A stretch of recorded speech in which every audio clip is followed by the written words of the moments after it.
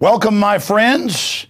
Here we are, Friday the 13th, 2012, on this Friday edition. Coming up after the first news that we're going to cover, the head of Euro-Pacific Capital, always an informative guest, Peter Schiff, will be joining us to look at the economy, the Iran situation, Ron Paul surging, and a lot more.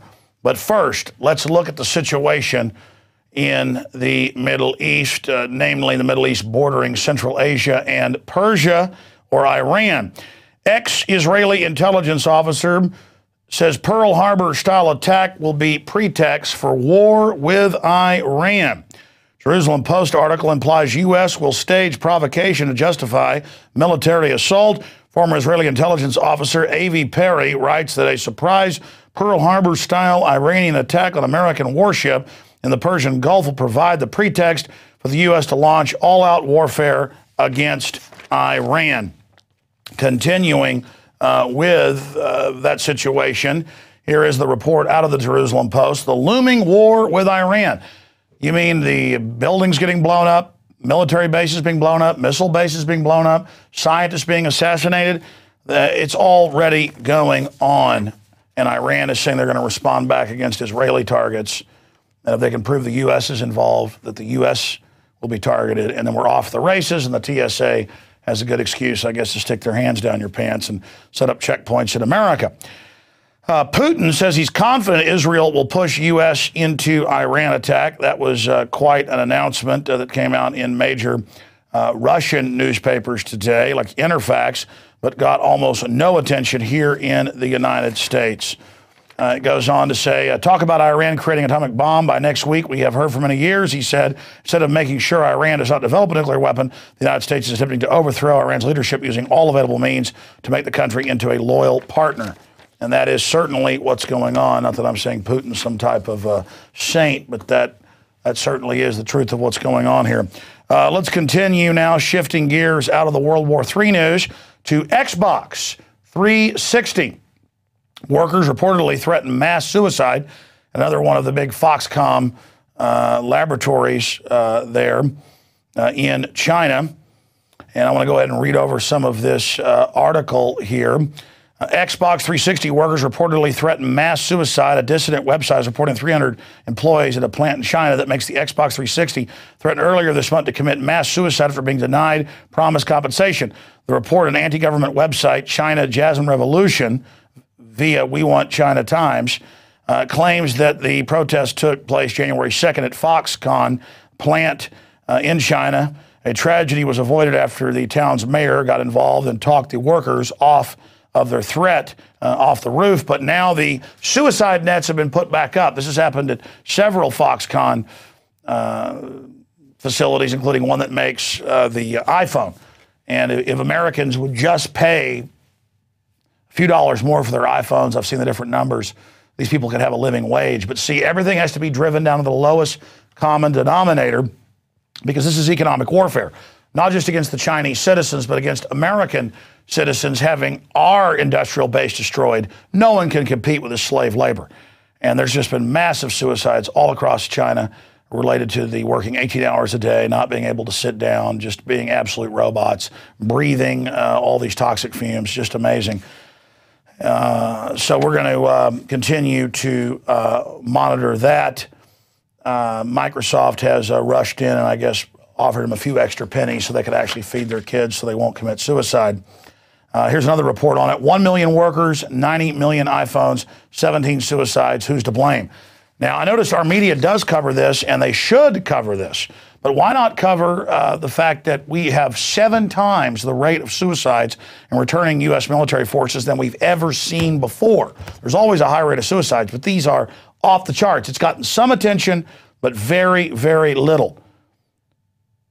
We need to ask ourselves, why is this happening? Well, they're serving many, many tours, more than they should. They're exposed to deadly DU, given toxic vaccinations, and can't live on what they're paid. And a lot of them morally think that what they've done in the wars is wrong. Continuing here, loan shark firm targets students, 4,000% interest offered as alternative to student loans. And you're seeing more and more of this. I mean, just a few decades ago, loan sharking in England and the U.S. was illegal. But it's illegal if Vinny down the street does it. But as long as big banks and groups are doing it, well, it's A-OK. Some credit cards in the U.S. annually have 70+% interest. And the big mega banks get your taxpayer money at 0% interest and then loan it out. If that isn't loan sharking, I don't know what is. But the world government's run basically by Ponzi scheme, money-changing loan sharks. So what do you expect? Shifting gears into Congressman Ron Paul, away from our little friends, the loan sharks. South Carolina, Ron Paul surges past Santorum into top tier. In most states, he's in first or second place. But in South Carolina, he'd been lower than that. He's now risen. Ron Paul has surged past Rick Santorum into the top tier in South Carolina, getting a staggering 11 percentage points in the last week alone, declined to third with a total of 20%, with Mitt Romney's first place position at 29% looking increasingly vulnerable. The parrot, dinosaur, corporate whore, prostitute, media whore, Decepticon media has basically gone into cardiac arrest and is just going after Ron Paul at every level, and the public trying to mind control you, saying you cannot defeat the globalist, resistance is futile, Ron Paul cannot win. But he's swimming like a salmon upstream against this, and just continue to support Ron Paul, because we're causing a revolution of awakening and issues here. Whether he wins, loses, or draws, we all win for liberty, and Ron Paul is our champion. So support him financially, pray for him, and spread the word and get involved in your state, because Ron Paul is a gateway into liberty, and he is a modern Thomas Jefferson. All right, let's go ahead now, moving away from Ron Paul to the wars that he has been decrying. United States Marine Corps investigates desecration video, Afghanistan. Hamid Karzai calls footage simply inhuman. And, of course, there's the footage of the Marines urinating on some dead people that they reportedly killed, that are reportedly Taliban. And, of course, I've heard talk show hosts defending this. Do you understand this is going to cause the Muslims over there to get mad as a vendetta, because they take this type of insult very seriously, and that they will now target more U.S. troops right when they're trying to get a ceasefire going and a deal? But the neocons are all over radio laughing, saying it's great. We're bankrupt, folks. We're getting our butts kicked in Afghanistan. We're there so the government can ship $500 billion in opium out a year. It's not funny. You know how many U.S. troops are going to get killed because of this? But I'll say, peeing on dead bodies is nothing compared to shooting kids and then laughing about it, or killing people's dogs. But still, it's arrested development, and it's indefensible and it's stupid. All right, I'm done talking about that. But it does make me think of that Apocalypse Now, where Colonel Kurtz is saying, you know, we censure our pilots for writing F-U-C-K on the side of their airplanes, but then we train them to drop napalm on children. So it's also much ado about nothing in the final equation, because it's a way that the defense secretary can look like he cares about people he's killing. We won't pee on you when you're dead. We'll just kill you for no reason, for your opium. Continuing, France's downgrade by S&P, losing AAA status report. It's now equal with the United States. Also, 5 European nations to be downgraded now, they're saying, after this initial report on France. Also, MF Global may not be able to pay back clients. Former customers of MF Global Holdings, collapsed brokerage, were disappointed to hear Thursday that trustees hunting for funds missing from their accounts has no immediate plans to transfer money to them. Well, it's well known it went to London and J.P. Morgan, and it just goes on to tell them that, hey, that's just the way it is, because Don Corzine says so. All right, that is it for the initial news on this Friday the 13th, 2012 edition. We do have a quote for you, though. Every night we have a Patriot quote, or we have a globalist sniveling New World Order quote for you here on the Nightly News. And here is that quote. From Abraham Lincoln, I see in the near future a crisis approaching that unnerves me and causes me to tremble for the safety of my country. Corporations have been enthroned, and an era of corruption in high places will follow. And he went on to describe how that would basically cause our country to collapse. And the money power, that's the Federal Reserve of the country, will endeavor to prolong its reign by working upon the prejudices of the people until the wealth is aggregated in a few hands and the republic is destroyed. And we certainly now are at that point. I feel at this moment more anxiety for the safety of my country than ever before, even in the midst of a war. Abraham Lincoln. And regardless of what side you're on in that war, the British were manipulating both sides. And Abraham Lincoln stepped right into the trap. But he did say no to the Rothschild loans at 30% interest and said, I'll issue my own Lincoln greenbacks that he got killed for. And then Kennedy also reissued some of those greenbacks right before he was killed and issued an executive order to begin basically dismantling the private Federal Reserve. And one last little tidbit here after the quote.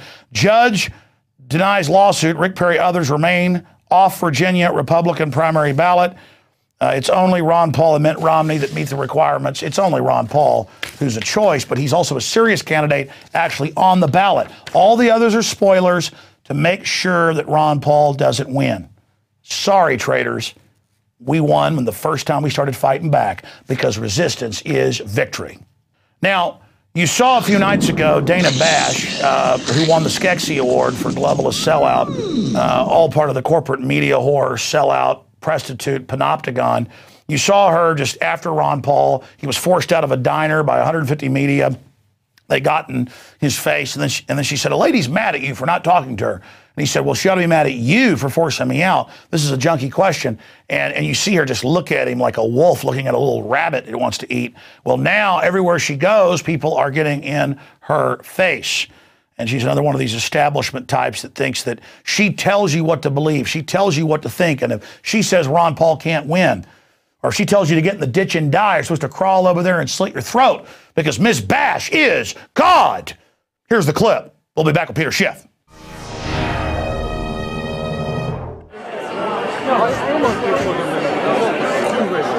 Excuse me, ma'am. Are you not concerned about the Federal Reserve ripping off our children and destroying their future?